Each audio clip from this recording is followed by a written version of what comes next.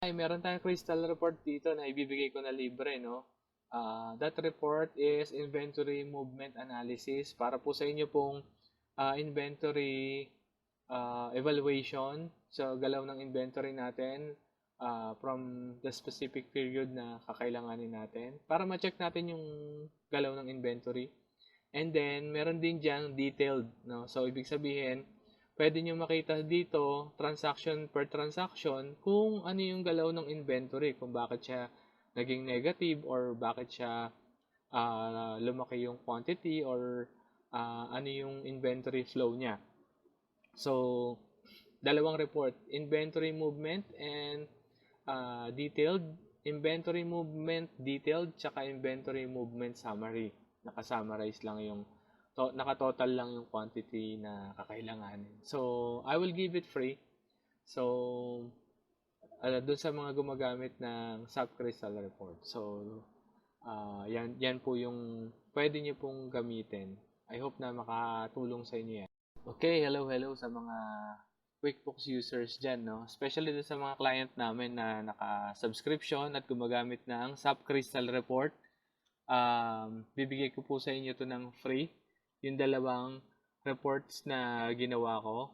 Inventory Movement Report, Detailed Analysis. Okay? Inventory Movement, Detailed Analysis. Dito natin makikita yung galaw ng inventory natin, no? Pagka nag-inventory check tayo. So, nandyan yung beginning balance per meron niyang period. So, movement, tapos yung running balance niya, ending quantity niya as of this period. Total sales in quantity, total purchase, and total na nagamit natin or na-produce natin sa assembly. Tapos yung kung meron man tayong ginawang adjustment for the period. Okay, so makikita natin dito lahat ng galaw ng ating inventory in terms of quantity. So, and also, meron din tayong inventory movement analysis na summarize lang, no? Naka-summary lang. So, meron dyan beginning balance, tawag doon, purchase quantity, sales quantity, inventory na na-convert into assembly. So, halimbawa, itong dalawa ay nagamit to sa assembly, kaya naka-minus. Tapos, ito yung na-produce.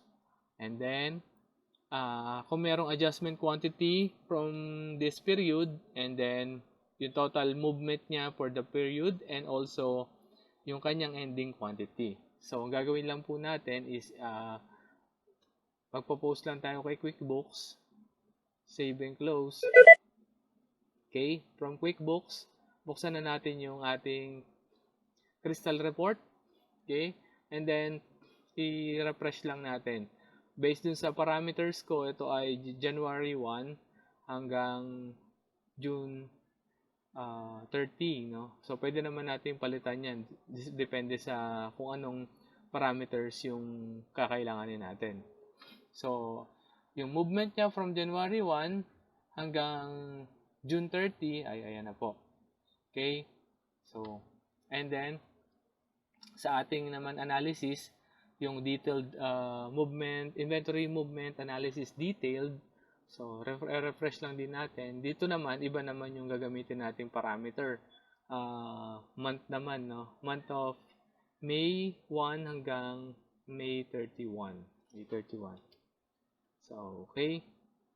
Yan. So, kung ma-observe niyo, makikita niyo po yung bill na pinost ko, ito, 60. Which is, eto siya. Yung huling-huling pinost natin. So, eto. Yan. Okay. Nakikita niyo po yan. Nagdagdag po tayo bumili po tayo ng 60. 60 na I5 at 60 na I7. So, nandito po yan sa inventory details natin ng May.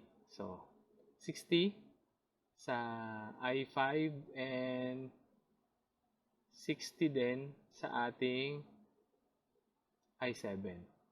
So, yan po yung exact na galaw ng inventory natin sa QuickBooks. So, sana magamit nyo po ito para dun sa inventory analyzation ninyo, inventory movement, inventory turnover na report. So, bibigay ko po ng libre yung template na yan doon sa aming mga client. Salamat po. God bless.